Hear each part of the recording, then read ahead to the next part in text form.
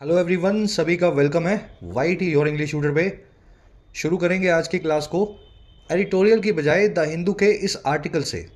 The rise of technology इसका title है और ये आर्टिकल आपको बताता है कि पिछले 60 सालों में 70 सालों में टेक्नोलॉजी कैसे इंडिया में आती रही है, कब कब कौन कौन सी टेक्नोलॉजी हमने देखी है और आगे टेक्नोलॉजी का क्या फ्यूचर है as far as Indians are concerned.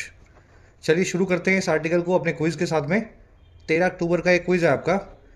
Article को पढ़ते हुए जो चीज़ें आपसे शेयर की जाएं, ध्यान से सुनना सीखना, ताकि क्लास के लास्ट में इस क्विज पे उन सभी को अप्लाई कर सको। 7 आउट ऑफ 7 आपको मार्क्स मिलने चाहिए। This is your objective. चलिए शुरू करते हैं, आइए कुछ नया सीखते हैं।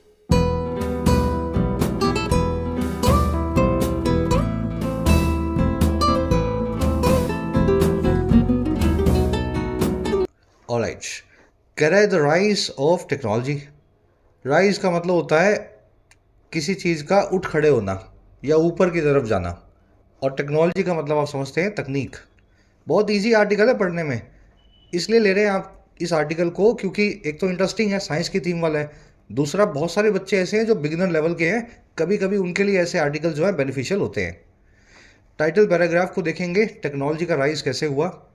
कह रहे हैं new inventions and innovations have catalyzed radical improvement in lifestyle during the past 6 decades।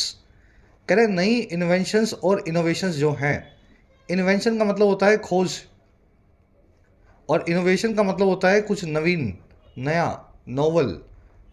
कोई चीज़ आपने पहली बार सबको बताई, कोई थ्योरी है, कोई प्रैक्टिकल है।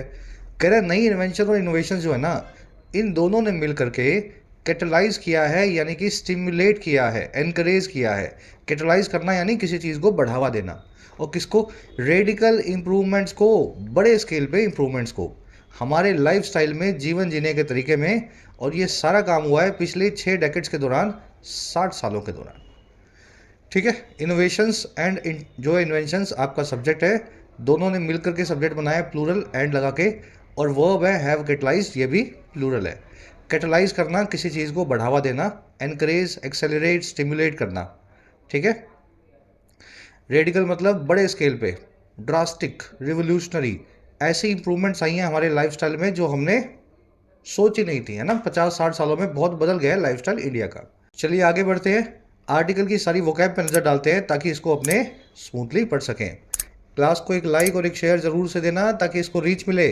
चलिए वोकैब शीट अपनी आज की, स्पार्क ऑफ से शुरू करना है। फ्रेजल वर्ब होती है स्पार्क ऑफ। देखिए, स्पार्क का मतलब होता है चिंगारी, और ओ डबल एफ का मतलब होता है अपने से दूर। तो चिंगारी जब अपने से दूर जाएगी, इसका क्या मतलब है? आपने चिंगारी को पैदा किया और छोड़ दिया, कहने का मतलब है चिंगारी को आपने भड़काया है। तो स्पार्क ऑफ करना, चिंगारी को भड़काना। प्रोवोक या इंसाइट करना किसी चीज़ को, इंस्टिगेट या कैटलाइज करना किसी चीज़ को बढ़ावा देना। जैसे मैं आपको कोई मोटिवेशनल बात बताऊं और उसके बाद आप 4 घंटे पढ़ने बैठ जाएं, तो मैंने आपके अंदर की वो पढ़ाई जो है, या पढ़ाई पढ़ने का जो काम है, वो स्पार्क ऑफ किया है। समझ पा रहे हैं ना, चिंगारी सी भड़का दी है तो आपने पढ़ाई करनी शुरू कर दी। तो ये इंस्टिगेट और कैटलाइज दोनों जो सिनोनिम्स हैं, you will see in the articles today for this word. Small incidents, sometimes small incidents spark of huge crisis. कभी कभी छोटी मोटी घटनाएं भी बड़े बड़े क्राइसिस, विपत्तियों को स्पार्क ऑफ या इंसाइट प्रोवोक कर देती हैं। अगला वर्ड है अपना जी पैराडाइम। पैराडाइम वर्ड के 2 मीनिंग होते हैं, हमेशा आपको बताता हूँ। पहला मीनिंग होता है जी a perfect example of something, और दूसरा मीनिंग होता है एक सिस्टम या अरेंजमेंट। दोनों ही चीज़ों के लिए पैराडाइम वर्ड यूज़ होता है। यूज़ करके दिखाते हैं आपको। India is a paradigm of a stable democracy. India perfect example है एक स्टेबल डेमोक्रेसी का, पैराडाइम, है ना। तो यहाँ पे परफेक्ट एग्जाम्पल की बात हो गई। अब दूसरा वाला देखो, education can change the social paradigm of any country.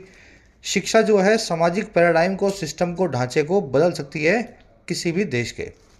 जो पहला वाला जो इसका मीनिंग है परफेक्ट एग्जाम्पल, उसके ये सारे सिनोनिम्स हैं। परफेक्ट एग्जाम्पल को prototype, epitome, exemplar, president, Paragon, है ना, इन सभी वर्ड से बताया जा सकता है। चलिए ये वर्ड देखेंगे अब आर्टिकल में। अगला वर्ड अपना एंस्यूइंग। एंस्यू का मतलब होता है रिजल्टिंग या रिजल्टेंट, परिणाम स्वरूप आने वाला। देखिए एंस्यू जो है ना, ये एक वर्ब है। एंस्यू का मतलब होता है लीड टू करना, रिजल्ट इनटू होना। इस वर्ब से वर्ब की आईएनजी फॉर्म यानी प्रेजेंट पार्टिसिपल को बनाया गया है, एडजेक्टिव को। इसका मतलब होता है रिजल्ट में, रिजल्ट होने वाला, या समझ गए ना, रिजल्टिंग वाला। तो वर्ब की ही आईएनजी फॉर्म पार्टिसिपल एंस्यूइंग अपने आर्टिकल में देखने वाले हैं। The pandemic induced lockdowns and the ensuing unemployment have ruined the whole economy. Pandemic की वजह से लगे हुए लॉकडाउन्स और उसके रिजल्ट में आने वाली एंस्यूइंग जो एम्प्लॉयमेंट है, उन्होंने बर्बाद कर दिया है पूरी इकॉनमी को। अब तो इकॉनमी बहुत तेज़ी से भाग रही है। जब ये सेंटेंसेस बनाए गए थे तब इकॉनमी बड़े दबाव में थी कोविड के, लॉकडाउन्स के। तो तब के बने हुए हैं, 1-1.5 साल पुराने। अगला वर्ड है इंडिस्पेंसिबल टू। इंडिस्पेंसिबल साथ में लगता है हमेशा टू। देखिए, डिस्पेंस विद एक फ्रेजल वर्ब होती है, इसका मतलब होता है छुटकारा पाना। आपकी कोई सामान है, पुराना हो गया, आपने उसे डिस्पेंस विद कर दिया, फेंक दिया, किसी को दे दिया। और इनडिस्पेंसिबल मतलब जिसको फेंक ना सको, दे ना सको, जिससे छुटकारा पा ना सको। ऐसी चीज़ जो इतनी ज़रूरी है जिससे अलग होना आपके लिए बड़ा मुश्किल है। Computer is indispensable to modern life. Computer बहुत ही ज़रूरी चीज़ है, मॉडर्न लाइफ का पार्ट है। तो इसको इसेंशियल, अनअवॉइडेबल या कार्डिनल भी बोलते हैं। कार्डिनल एक एडवांस वर्ड है, ज़रूर से इसको देखें। इनडिस्पेंसिबल वर्ड जो है ना, इसको आप आर्टिकल में देखने वाले हैं। चलिए, लास्ट वर्ड है अपना आज का, सेकंड लास्ट है ना, फॉर्मिडेबल। फॉर्मिडेबल हर वो चीज़ है जो इतनी बड़ी और स्ट्रॉन्ग है कि उसकी वजह से आपको डर लगने लगे। इतनी मुश्किल है कि इसको करते हुए आप थर थर काँपने लगे, जिसकी सोच से ही आपको डर लगे, है ना, इस तरह का कोई काम, वो होता है formidable. 3 people lost their lives while accomplishing the formidable task of scaling this mountain. 3 लोगों ने अपनी लाइफ्स को लॉस्ट कर दिया, जिंदगियों को खो दिया, जब वो अकॉम्प्लिश कर रहे थे, पूरा कर रहे थे इस भयानक से काम को, फॉर्मिडेबल टास्क को, जो है इस पहाड़ की चोटी पे चढ़ने का, स्केल करने का माउंटेन को। स्केल द माउंटेन एक फ्रेज है, इसका मतलब होता है पहाड़ को हराना या पहाड़ की चोटी पे चढ़ जाना, पहाड़ को नाप देना। तो ये पहाड़ की चोटी पे जा रहे थे, नापने की कोशिश कर रहे थे, और इस वजह से जिंदगियां खो बैठे। इसको daunting, intimidating, fearsome, terrifying, a tall task या अ टॉल ऑर्डर, इन सभी जो है वर्ड्स और ईडियम से बताया जाता है। आज आप फॉर्मिडेबल नाम का वर्ड आर्टिकल में देखेंगे। लास्ट वर्ड है यूबिक्यूटस। सबको ये वर्ड आता होगा, बहुत ही कॉमन सा वर्ड है ये, एसएससी बैंक वालों के लिए खासकर।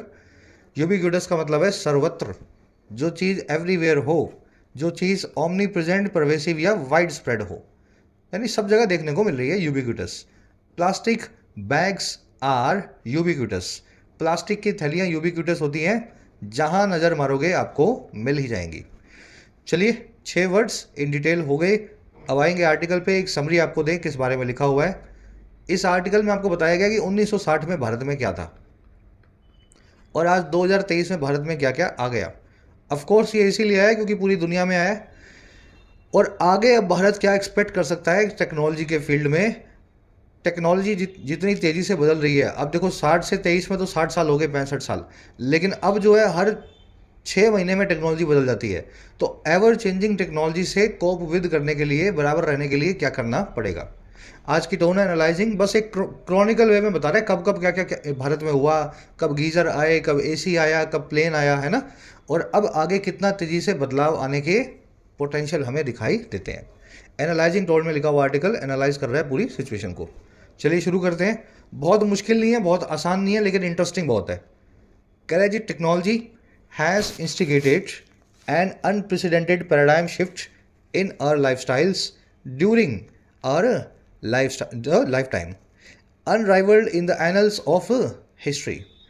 टेक्नोलॉजी ने इंस्टिगेट किया है, इंसाइट या स्पार्क ऑफ किया है, भड़काया है, किंडल किया है, और किसको, एक अनप्रेसिडेंटेड से पैराडाइम शिफ्ट को।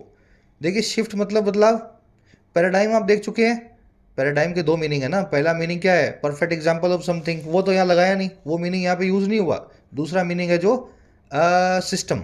तो यहाँ पे सिस्टमेटिक शिफ्ट जो है ना, टेक्नोलॉजी ने हम लोगों में जो है कॉज किया है। यहाँ मैं लिख देता हूँ, पैराडाइम का दूसरा मीनिंग होता है सिस्टम, ठीक है। तो टेक्नोलॉजी ने एक पैराडाइम शिफ्ट जो है, जो अनप्रेसिडेंटेड है, जिसकी कोई मिसाल नहीं है, प्रेसिडेंट नहीं है, हमारे लाइफस्टाइल में वो इंस्टिगेट किया है, यानी कॉज किया है, हमारे ही लाइफ टाइम के दौरान, हमारे ही जिंदगियों के दौरान। और कह रहा है ये सारा काम कैसा है, ये है जी अनराइवल्ड, अनराइवल्ड मतलब जिसका कोई राइवल ना हो, जिसका कोई सानी या कॉम्पिटिटर ना हो। ये ऐसा काम है जिसकी कोई मिसाल नहीं है। और कहाँ पे? एनल्स में, हिस्ट्री के। एनल्स का मतलब होता है जी पोथियाँ, किताबें, लाइब्रेरीज। समझ गए? हिस्ट्री की किताबों में कहीं भी इस चीज़ का कोई राइवल नहीं है। पिछली 2-3 हज़ार पुरानी साल की हिस्ट्री आप देख लेंगे और पिछली 60 साल की हिस्ट्री देख लेंगे तो 60 साल की हिस्ट्री आपको 3,000 साल से तेज़ी से जाती हुई दिखाई देगी। चलिए समझ गए सेंटेंस। टेक्नोलॉजी आपका सब्जेक्ट है। हैज़ राइवल्ड, हैज़ इंस्टिगेटेड इसकी वर्ब है। शिफ्ट का मतलब होता है बदलाव। पैराडाइम शिफ्ट मतलब सिस्टमैटिक शिफ्ट, पूरा जो है सिस्टम ही बदल गया हमारा। अनप्रेसिडेंटेड और अनराइवल्ड दोनों का मतलब होता है मैचलेस, जिनका कोई प्रेसिडेंट, कोई राइवल या कोई सानी ना हो, कॉम्पिटिटर ना हो, कोई मिसाल ना हो। चलिए अनराइवल्ड आपने देख लिया। एनल्स वर्ड पे एक कॉन्सेप्ट बनता है ग्रामर का। मैं सिर्फ इतना पूछ लेता हूँ आपसे, एनल्स वर्ड के आगे से एस निकाल दूँ, इसको एनल बना दूँ, ठीक है? तो ये क्यों एस लगाने की ज़रूरत क्या है? Annuls of history, anal of history लिख सकता हूँ क्या मैं? आप सभी से सवाल है, क्या एनल ऑफ हिस्ट्री लिखा जा सकता है? यस और नो। अगर नहीं तो क्यों नहीं लिखा जा सकता, फिर इस कॉन्सेप्ट को आपको भी समझाएंगे। थोड़ा फ्लो बना लेते हैं। कह since the 1970s India has been the witness to a remarkable search in technological progress, particularly in the domain of electronics, automobiles, telecommunication, information and communication technology। तो कह रहे 1970 के दशक से इंडिया जो है विटनेस रहा है, इंडिया एक गवाह रहा है। और किसका? बहुत ही बड़े उछाल का, सर्ज का, बढ़ावे का। और किस में आया सर्ज? सर्ज आया टेक्नोलॉजिकल प्रोग्रेस में। और कह रहा है खास करके आया है आईसीटी के फील्ड में। आईसीटी की फुल फॉर्म होती है ये सारी चीज़ें, इलेक्ट्रॉनिक्स, ऑटोमोबाइल्स, टेलीकम्युनिकेशन और आईसीटी है ना। आईसीटी की तो होगी इंफॉर्मेशन एंड कम्युनिकेशन टेक्नोलॉजी, बाकी ये सब चीज़ें आप जानते हैं। चलिए इंडिया की वर्ब है हैज़ बिन, सिंस के साथ में इस्तेमाल किया गया है प्रेजेंट परफेक्ट टेंस का, है ना। तब से इंडिया जो है विटनेस रहा है। सर्ज का मतलब होता है उछाल, किसी चीज़ में बढ़ावा। स्पाइक बोल सकते हैं इसको, इंक्रीज बोल सकते हैं, ग्रोथ बोल सकते हैं। चलिए आगे बढ़ते हैं नेक्स्ट पैराग्राफ पे। अब इस कॉन्सेप्ट पे आएंगे, एनल्स पे। देखिए इंग्लिश में बहुत सारे स्पेशल वर्ड्स हैं जो हमेशा प्लूरल में ही यूज़ होंगे। इनको कभी भी सिंगुलर यूज़ नहीं करना। चाहे ये सिंगुलर दिखें, आप इनका पीछे का एस जो है कभी भी भूले नहीं, इनके आगे लगाना है और इनको प्लूरल ही वर्ब और प्लूरल ही प्रोनाउन देना है। ये वर्ड्स कौन कौन से सारे, लिस्ट आपको दिखा देते हैं। ये सारे वो वर्ड्स हैं, प्रीमाइसिस, आर्म्स, रिचेस, थैंक्स, है ना, एसेट्स, एशेस, कॉन्ग्रेचुलेशंस, सराउंडिंग्स। याद रखने पड़ेंगे आपको। नाउन सेकंड चैप्टर जो है आपका ग्रामर सीरीज का, उसमें आपको करवाए गए हैं। और ऊपर जो पेयर में चीज़ें हैं वो भी डबल होती हैं। जैसे हेडफोन्स में 2 कान होंगे तो हेडफोन्स लिखते हैं, हेडफोन कभी नहीं लिखते। जीन्स में 2 पैर होंगे। सीजर्स यानी कैंची में दो दो हिस्से होंगे कैंची के। बाइनोकुलर्स में 2 आंखें होंगी दूरबीन में। स्पेक्टेकल्स यानी चश्मे, चश्मे की दोनों आंखें होती हैं। वैसे clothes, trousers, jeans, shorts, tights, pyjamas, जिसमें 2-2 पाँव पाँव पड़ते हैं ना, उन सभी कपड़ों को भी आप डबल करके लिखते हैं, ठीक है। तो कभी भी ऐसा नहीं लिखेंगे माई पैंट हैज़ बीन मिसिंग, आप लिखेंगे माई पैंट्स आर मिसिंग, है या हैव बीन मिसिंग। पैंट्स को हमेशा प्लूरल लिखना है, जीन्स को, टाइट्स को, सनग्लासेस को। तो ये आपको लिस्ट याद रखनी है। नाउन चैप्टर की एक्सेप्शन नंबर 3 है। अगर इस हिसाब से देखा जाए तो एनल्स भी आपको इसमें मिलेगा। एनल्स और आर्काइव्स दोनों का मतलब होता है किताबें, पोथियाँ या लाइब्रेरीज। तो यहाँ पे देखें तो इसलिए लिखा गया है एनल्स ऑफ हिस्ट्री। अगर एनल लिख देंगे तो ये बन जाएगी आपके एग्जाम की एरर। बढ़े आगे। चलिए कह रहे in the early 1960s our households underwent a transformation, transitioning from firewood ovens to the advent of cooking gas through LPG cylinders। कह रहे 1960 के अर्ली 1960 में हमारे जो हाउस होल्ड्स हैं, हाउस होल्ड क्या होता है? परिवार। हमारा परिवार जो है वो अंडरवेंट हुआ। अंडर गो की सेकंड फॉर्म है अंडरवेंट। अंडर गो मतलब किसी चीज़ से गुजरना, एक्सपीरियंस करना। तो हमारा परिवार जो है या हमारे परिवार जो हैं वो अंडर गो किए या गुजरे इस एक्सपीरियंस से, जो था एक ट्रांसफॉर्मेशन का, बड़े बदलाव का। और ये सारा काम कैसे हुआ बड़े बदलाव का? हमने ट्रांजिशन फ्रॉम किया। हम एक जगह से दूसरी जगह पे ट्रांजिशन करके गए। ट्रांजिशन का मतलब होता है एक अवस्था से दूसरी अवस्था में जाना। तो हम जो है ट्रांजिशन करके गए फायर वुड ओवन से, ऐसे चूल्हों से जो फायर वुड में चलते थे, जो लकड़ी की आंच में चलते थे, वहाँ से हम कहाँ गए? हम पहुँच गए एडवेंट ऑफ कुकिंग गैस तक, कुकिंग गैस के आगमन तक। एडवेंट मतलब आगमन, किसी चीज़ का अराइवल। और ये हुआ था एलपीजी सिलेंडर्स के थ्रू। तो आपने और मैंने तो शायद नहीं देखा ये कि कैसे हमारे घर में चूल्हे जलते थे और सिलेंडर था ही नहीं। शहरों में तो ऑफ कोर्स नहीं था सिलेंडर, मतलब सिलेंडर ही था शहरों में तो पिछले 30-40 सालों से। लेकिन जो 1960 में लोग रहते होंगे उन्होंने शहरों में भी सिलेंडर्स नहीं देखे, क्योंकि सिलेंडर पहली बार आई 1960 में भारत में। कहने का मतलब ये। हाउस होल्ड्स की वर्ब है अंडरवेंट, पास इनडेफिनिट टेंस बना गया है वी टू लगा करके। ट्रांजिशन यानी बदलाव में आना, अवस्था में चेंज लाना, तो ये फ्रॉम और टू से बताया गया ट्रांजिशन कैसे हुआ। एडवेंट का मतलब होता है आगमन या किसी चीज़ का अराइवल। चलिए और आगे बढ़ते हैं, जस्ट अ मिनट।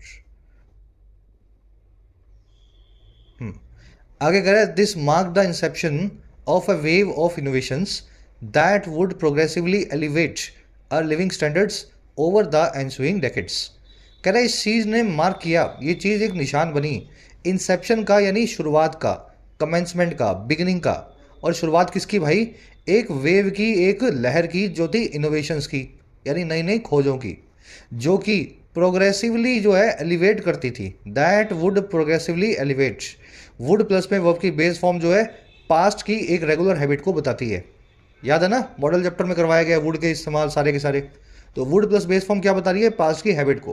तो ये वही इनोवेशंस हैं जो एलिवेट किया करती थी या ऊपर उठाया करती थी हमारे लिविंग स्टैंडर्ड्स को, हमारे जीवन के स्तर को progressively, step by step manner में, प्रोग्रेसिवली। और कब? आने वाले कई दशकों में, एंस्यूइंग डेकेड्स में या रिजल्टिंग डेकेड्स में। तो 60 में जब से कुकिंग गैस आया ना, उसके बाद अगले 6 डेकेड्स में नई नई इनोवेशंस ने हमारे लाइफस्टाइल्स को इंडियंस के बहुत अच्छा कर दिया है। दिस की वर्ब है मार्क्ड, दैट की वर्ब है वुड एलिवेट, दैट आया है फॉर इनोवेशंस। एलिवेट मतलब किसी चीज़ को ऊपर लाना, वुड के साथ में बेस फॉर्म को लगाया गया है वर्ब की V2 जो है ना, यहाँ V2 का इस्तेमाल भी किया जा सकता था, पास्ट की हैबिट बताने के लिए किया गया है। दैट वुड एलिवेट, ये एलिवेट किया करती थी, है ना, प्रोग्रेसिवली बढ़ाया करती थी। कह रहा है जी household appliances such as refrigerators, geysers, landline phones, telephones, washing machines, desert coolers, black and white televisions and two wheelers gradually found their way into middle class homes. कह रहे फिर उसके बाद ये सारी जो अल्लम बल्लम चीज़ें हैं, इन सभी चीज़ों ने, चाहे वॉशिंग मशीन हो, लैंडलाइन हो, रेफ्रिजरेटर्स हों, कूलर हों, इन सभी चीज़ों ने, टू व्हीलर्स तक ने धीरे धीरे ग्रेजुअली फाउंड किया, यानी पाया अपने रास्ते को। फाउंड देयर वे मतलब अपना रास्ता उन्होंने खोज लिया। और कहाँ तक का खोजा रास्ता? मिडिल क्लास के घर तक का। तो ये सब लोग, हमारी सब चीज़ें जो हमारे घर में आने लगी। और कैसे आई? Signifying important milestones in India's developmental narrative. Signify करते हुए, इंपॉर्टेंस बताते हुए या मार्क करते हुए बहुत ही इंपॉर्टेंट माइलस्टोन्स को, इंपॉर्टेंट अचीवमेंट्स को। माइलस्टोन क्या होता है? मील का पत्थर। मील का पत्थर समझते हैं ना, जब आप कहीं जाते हैं तो रास्ते में आता है ना, दिल्ली अभी 300 किलोमीटर, शिमला 450 किलोमीटर। तो कह रहे हैं ऐसा ही हमारी जो जर्नी थी उसके भी ये माइलस्टोन्स बने, मील के पत्थर बने या अचीवमेंट्स बने हमारी डेवलपमेंटल नैरेटिव के, हमारे विकास की कहानी के। नैरेटिव मतलब कहानी, डेवलपमेंटल मतलब विकास। ये आर्टिकल बहुत ईजी था, ये कुछ नए वर्ड्स मैंने खुद से ऐड किए हैं। ओरिजिनल आर्टिकल में सारे वर्ड्स आपको नहीं मिलेंगे। ट्रांजिशन है ना, ये पैराडाइम, अनप्रेसिडेंटेड, थोड़ा मजा आया आपको, इसलिए इन वर्ड्स को मैंने जानबूझ के आपके लिए ऐड किया। बढ़े आगे। इन सब की वर्ब है फाउंड, माइलस्टोन आपने देख लिया, मील का पत्थर या बड़ी अचीवमेंट। नैरेटिव मतलब कहानी या स्टोरी। सिग्निफाई करना, किसी चीज़ की इंपॉर्टेंस को बताना। कह रहे in the 1980s ushered in the era of color television while VCR and cassette players became ubiquitous fixtures for entertainment in homes। 1980 जो है ना, फिर अशर इन करके लाया या लेकर के आया, इंट्रोड्यूस करके लाया एक नई एरा को, एक नए युग को, जो था टेलीविज़न का कलर वाले। और जो VCR और कैसेट प्लेयर्स थे वो बन गए यूबिक्यूटस, वो बन गए सर्वत्र विद्यमान, ओमनी प्रेजेंट। और फिक्चर्स का मतलब होता है इक्विपमेंट या फिर कोई पीस ऑफ फर्नीचर जो आपने घर में लगाते हैं, जो फिक्स रहता है। तो ये भी एक फिक्स्ड फीचर बन गए, या समझ गए ना, इक्विपमेंट बन गए एंटरटेनमेंट का हमारे घरों में। ये हमारे घरों का जब लिखता है तो ये शहरों की बात कर रहा है। गाँवों में ऑफकोर्स 1980 में VCR नहीं थे, है ना, गाँवों में तो पता नहीं कब आए थे, और 20 साल लेट आए होंगे। तो 1980s की वो है अशर इन करना, किसी चीज़ को इंट्रोड्यूस करना। VCRs और कैसेट प्लेयर्स की वो है became ubiquitous, omnipresent, widespread, pervasive, fixer यानी इक्विपमेंट। चलिए, कह it was also the epoch of public call PCOs making long distance calls more accessible. कह रहा है ये एक एपक भी था। एरा और एपक एक ही बात है, दोनों का मतलब होता है युग। कह रहे ये युग भी था पीसीओ का, यानी एसटीडी बूथ्स का, पब्लिक कॉल पीसीओस का, जो कि बनाते हुए था लंबी डिस्टेंस की कॉल्स को और ज़्यादा आसान, एक्सेसिबल, सभी की पहुंच के अंदर। तो इट की वर्ब है वॉज, एपक आप जानते हैं, पीसीओ सबको अच्छे से पता होगा, है ना। पीसीओस शायद आप लोगों ने ना देखे, नहीं सबने देखे, पीसीओस तो सबने देखे, है ना। कह रहे the turn of the century marked a precipitous acceleration in technological innovation. जो टर्न ऑफ द सेंचुरी था, यानी कि नई सेंचुरी का जो आगमन था, जब सेंचुरी ने टर्न मारा 19वीं 20वीं से 21वीं सदी में आए, तो उस टर्न ने देखा, मार्क किया एक बहुत ही परसिपिटस एक्सेलरेशन को। परसिपिटस का मतलब होता है वेरी फास्ट, एक्सेलरेशन का मतलब होता है रफ्तार में तेजी। तो इसने बहुत तेजी से, परसिपिटस यानी वेरी फास्ट या सडन या जो है शार्प, तेजी को देखा रफ्तार में, जो थी टेक्नोलॉजिकल इनोवेशन की, टेक्नोलॉजी में नई नई खोजों की। तो सन 2000 के आसपास हमने नई नई खोजें देखी, कहने का मतलब ये। टर्न ऑफ द सेंचुरी की वर्ब है मार्क्ड। परसिपिटस मैंने आपको बता दिया, बहुत फास्ट हो। कह रहा था advent of personal computers, mobile phones and internet revolutionized our lives. कह रहे जो एडवेंट था यानी आगमन था, अराइवल था इन तीनों चीज़ों का, पर्सनल कंप्यूटर्स का, मोबाइल फोन्स का और इंटरनेट का, इसने रिवोल्यूशनाइज कर दिया, क्रांति ला दी हमारी जीवन में। रिवोल्यूशनाइज करना यानी रिवोल्यूशन को कोज करना, क्रांति लाना, बड़ा बदलाव लाना। कह रहे I acquired my initial mobile phone in 2001 and a personal computer in 2004। कह रहा है अगर मैं अपनी बात करूं, यानी ऑथर बात करे अपनी, तो इसने अपना पहला फ़ोन जो है सन 2001 में ले लिया था और पहला पर्सनल कंप्यूटर जो है 2004 में ले लिया था। तो इसका मतलब है ऑथर जो है अपर मिडिल क्लास से आते हैं। 2001 में फ़ोन, 2004 के अंदर कंप्यूटर, है ना। बहुत बहुत बड़ी बात है, उस वक्त के हिसाब से बहुत बड़ी बात है। खुद का लेना, है ना। स्कूलों में तो होते ही थे कंप्यूटर्स। आई की वर्ब है एक्वायर्ड। चलिए, कह रहे जी I eventually I embrace smartphones replete with ever expanding memory capacities, comma the latest of which is Apple's iPhone with capacious 128 GB storage. कह रहे आखिरकार फिर मैंने इम्ब्रेस कर लिया, आखिरकार फिर मैंने अपना लिया। इम्ब्रेस करना, किसी चीज़ को अडॉप्ट करना, अपना लेना। तो स्मार्टफोन, पहला फ़ोन तो ऑफकोर्स इन्होंने नोकिया वोकिया का कुछ लिया होगा, सैमसंग का, 2001 में। आखिरकार फिर जो है स्मार्टफोन पे शिफ्ट हो गए, जो वो स्मार्टफोन्स हैं जो रिप्लीट विद हैं, भरे हुए हैं, लोडेड विद हैं, फिल्ड विद हैं, या टीमिंग विद हैं। और किस चीज़ से?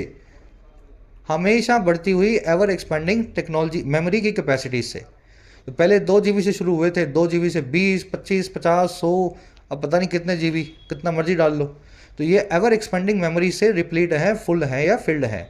और कह रहा है जिसमें से लेटेस्ट कौन सा इनके पास, ऑथर के पास, एप्पल का आईफोन है, जिसमें 128 GB की शॉर्ट जो है स्टोरेज है। आई ऑथर के लिए आया है, इम्ब्रेस्ड इसकी वर्ब है। इम्ब्रेस का मतलब होता है किसी चीज़ को अपनाना या गले लगाना। इसका बिल्कुल उल्टा होता है, लिख दूँ यहाँ पे, इम्ब्रेस का एंटोनिम सबको आना चाहिए। चलो जिनको आता हो बताना। इम्ब्रेस का एंटोनिम होता है जी स्ट्रेंज, ठीक है।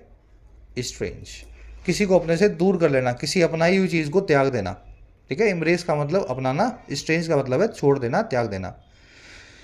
चलिए, replete with, filled with, loaded with, teeming with, यहाँ लिख देता हूँ टीमिंग विद। टीमिंग विद सबका मतलब है भरा हुआ, ऊपर एकदम फुल भरा हुआ, गले तक भरा हुआ। तो ये मतलब स्मार्टफोन्स भी गले तक भरे रहते हैं मेमोरी की कैपेसिटी के साथ। चलिए, अब आएंगे लास्ट जो है छोटे छोटे पैराग्राफ्स है दो।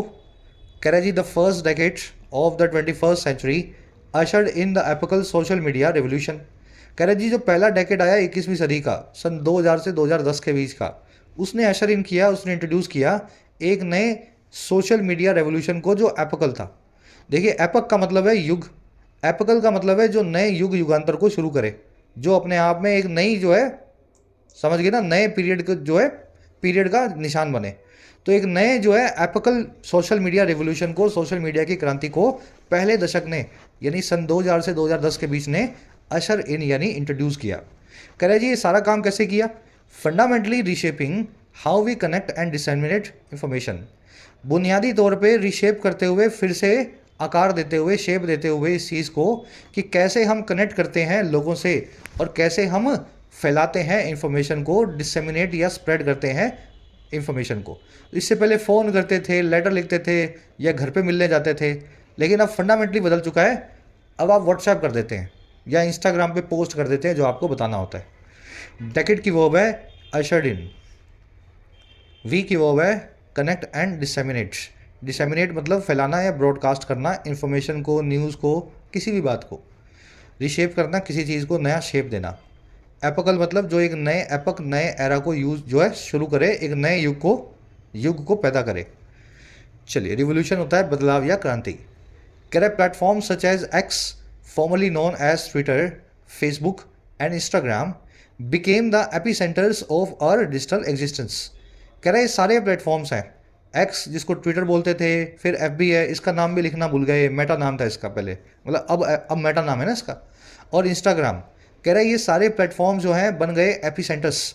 एपिसेंटर का मतलब होता है जी फोकल पॉइंट, जहाँ से सब चीज़ों को ऑपरेट किया जा रहा होता है। जैसे भूकंप का एपिसेंटर होता है ना, जहाँ से भूकंप शुरू हुआ होता है, फिर आगे तक उसके झटके सुनाई देते हैं।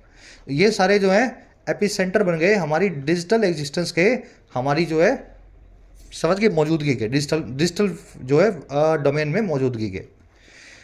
कह रहे the Netflix documentary the Social Dilemma delved into the intricate implications of this digital era.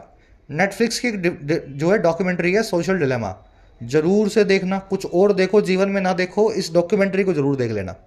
कह रहे इस डॉक्यूमेंट्री जो है ये डेल्व इनटू करती है, ये इन्वेस्टिगेट करती है, अंदर झांक करके देखती है। और किसके अंदर? उस इंट्रिकेट इम्प्लीकेशन के अंदर, उस बहुत ही ज़्यादा कॉम्प्लिकेटेड रिजल्ट्स के अंदर जो हैं इस डिजिटल एरा के, इस डिजिटल युग के। तो सोशल डिलेमा में बताया गया आपको कि आपकी पूरी ज़िंदगियों के साथ में आपका सोशल नेटवर्क खेल रहा है।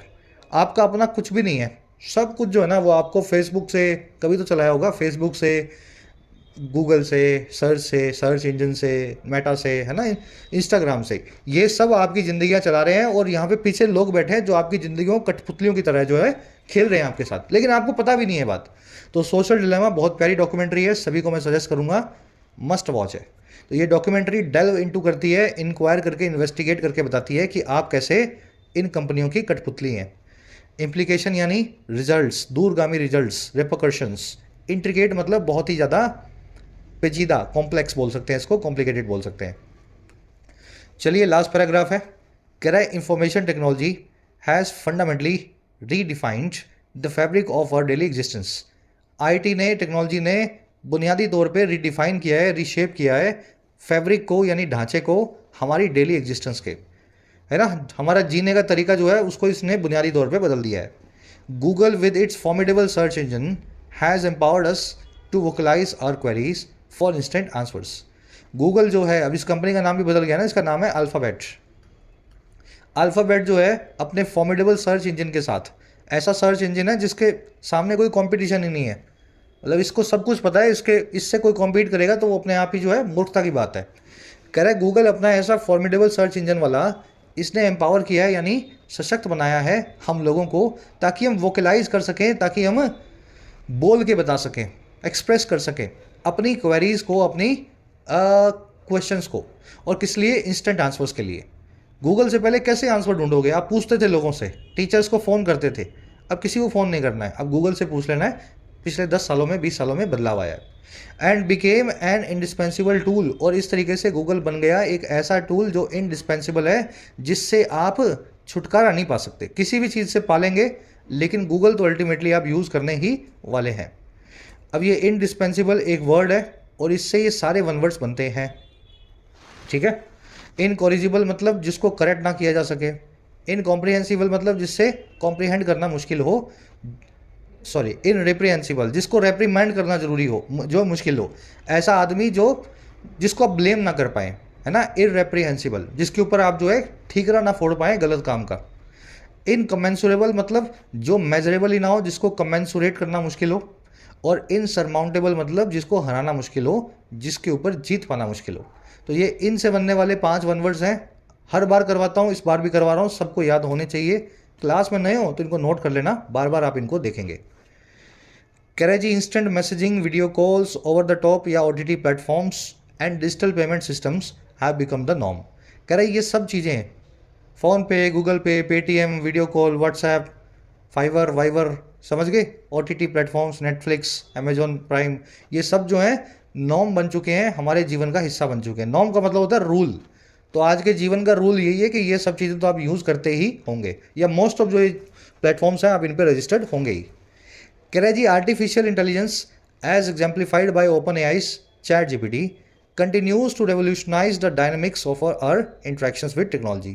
कह रहा है फिर एआई आ गई जो कि एग्जाम्प्लीफाइड है, जिसका एग्जाम्पल है ओपन एआई कंपनी का सॉफ्टवेयर चैट जीपीटी। तो एआई भी आज जारी है, कंटिन्यू है रिवोल्यूशनाइज करना, यानी कि रिवैम्प करना। रिवोल्यूशन क्या होता है? क्रांति।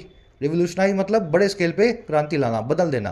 तो ये जो है ना जारी है एआई, जैसे कि चैट जीपीटी आप देख रहे हैं, बदलने को, गतिशीलता को, डायनामिक्स को हमारे इंटरेक्शंस के, हमारी बातचीत के टेक्नोलॉजी के साथ। तो अब टेक्नोलॉजी से बात भी कर सकते हो आप चैट जीपीटी के थ्रू। बड़े नए तरीके से टेक्नोलॉजी को अब हम देख रहे हैं 2023 में। आर्टिफिशियल इंटेलिजेंस की वो है कंटिन्यूस। एग्जाम्पलीफाइड मतलब किसी चीज़ का एग्जाम्पल देना। रिवोल्यूशनाइज मतलब रेवोल्यूशन लाना, क्रांति लाना है, बदल देना। कह रहा है the pace of technological advancement is so rapid that it can often prove to be a formidable challenge. जो पेस है, जो रफ्तार है टेक्नोलॉजिकल एडवांसमेंट की, तकनीक में इजाफे की, तकनीक में बेहतरी की, वो इतना तेज है, इतना रैपिड है कि ये अक्सर प्रूव हो सकता है, अक्सर साबित हो सकता है एक फॉर्मिडेबल चैलेंज। ऐसा चैलेंज जो डराने वाला है, कंपाने वाला है ना, ऐसा जो है चुनौती। कह रहा है इस टेक्नोलॉजी के साथ में कदम से कदम मिला करके चलना अपने आप में एक फॉर्मिडेबल चैलेंज है। और क्यों? ताकि आप टू कीप वेस विद कर सकें, वही कदम से कदम मिला के चल सकें इस एवर इवॉल्विंग टेक्नोलॉजिकल लैंडस्केप के साथ, इस हमेशा से बदलते हुए तकनीक के परिदृश्य या बैकग्राउंड के साथ, लैंडस्केप के साथ। चलिए, इतना ईजी भी नहीं लगा। जब मैंने पढ़ा था ना तब ये ईजी था, फिर ये सारे वर्ड्स मैंने ऐड किए, फिर मैंने फिर से इसको पढ़ा नहीं। तो मुझे ये सारे वर्ड्स ऐड करके जब पढ़ रहा हूँ ना तो पता लग रहा है कि ज़्यादा ईजी मैंने इसको रखा नहीं है, अच्छे लेवल का था। अब आ जाओ अपने क्विज़ पे। सब चीज़ों को आपने प्रोसेस कर लिया होगा माइंड में, अब इन क्वेश्चंस को आंसर करना है। कह रहा है जी इम्प्लीकेशंस क्या हैं या दूरगामी फार फेस्ट रिजल्ट्स क्या हैं rapid pace of technological advancement के, तकनीक में तेज़ रफ्तार से होने वाली बेहतरी के, जैसा कि मेंशन किया गया है इस पैसेज में, इंडिविजुअल्स और सोसाइटी के लिए। क्या इम्प्लीकेशन है भाई? इससे स्टैग्नेशन आ जाता है, रुकावट आ जा सकती है इनोवेशन में। ये ज़रूरी बना देता है कि हम फिर से लौटें ट्रेडिशनल मेथड पे, जो है टिकाऊ डेवलपमेंट के ट्रेडिशनल मेथड। रेडियो ऑन कर लें, पेजर को चलाने लग जाएं, है ना, टीवी वीवी बंद कर दें, ट्रेडिशनल मेथड की तरफ चले जाएं। ये चाहता है कि इंडिविजुअल जो है अडेप्ट करें बहुत तेज़ी से एवर इवॉल्विंग लैंडस्केप के साथ। ये रिजल्ट इन होता है बहुत ही कम रिलायंस पे, बहुत ही कम डिपेंडेंस पे टेक्नोलॉजी पे, और फोकस करता है मैनुअल लेवल पे। या ये प्रमोट करता है कंप्लेसेंसी को। कंप्लेसेंसी का मतलब होता है मान लेना किसी भी चीज़ को बिना जो है सवाल किए, है ना। ये आज्ञाकारी होने को जो है, और लैक ऑफ इनोवेशन को, कंप्लेसेंसी को प्रमोट करती है चीज़। अच्छा क्वेश्चन है, पांचों के आंसर बता दिए, हिंदी में मीनिंग बता दिया आपको, आंसर निकालेंगे आप। ईजी है, मेरे ख्याल से बहुत मुश्किल नहीं है, आंसर आपने निकाल लिया होगा। फर्स्ट कमेंट में आंसर मैंने डाल दिया है, वहाँ से मैच कर लेना। सेकंड में पूछा है सेंट्रल थीम क्या है इस आर्टिकल की। देखो 5 थीम्स दी गई हैं और पांचों ही सही हो सकती हैं, लेकिन आपको वो बतानी है जो सेंट्रल है, मेन है। ठीक है, मुद्दा क्या है इस आर्टिकल का, मुद्दा मेन वाला बताना है। इधर उधर के मुद्दे भी होंगे जो सही भी हो सकते हैं, लेकिन वो आपके मेन मुद्दा नहीं है, सेंट्रल थीम नहीं है। अच्छे लेवल का क्वेश्चन, मेंस लेवल का, आंसर डाल दिया है फर्स्ट कमेंट में, मैच करो जाके। तीसरा चौथा वोकैब के क्वेश्चन हैं, ज़्यादा क्वेश्चन मैंने वोकैब के रखे नहीं है। ऐसी चीज़ जिससे आप छुटकारा ना पा सकें, जो इसेंशियल हो, और ऐसी चीज़ जो हर जगह पाई जाए। तो दोनों वर्ड्स को बताना है, जितने वन वर्ड्स याद हो लिख देना। 5वें 6वें 7वें में 3 एरर्स मिलेंगी। पहली एरर मिल सकती है आउटस्कर्ट वर्ड के आसपास, दूसरी एरर आपको मिल सकती है आर्काइव वर्ड के आसपास, और तीसरी एरर मिल सकती है इस आर्काइव वर्ड की वजह से। कोशिश करेंगे ढूंढने की। फर्स्ट कमेंट में आंसर डाल दिए गए हैं, और फिर देख के चेक करके बताना आउट ऑफ 7 कितने मार्क्स मिले। कल की क्लास में मुलाकात लेंगे आपसे। Until then.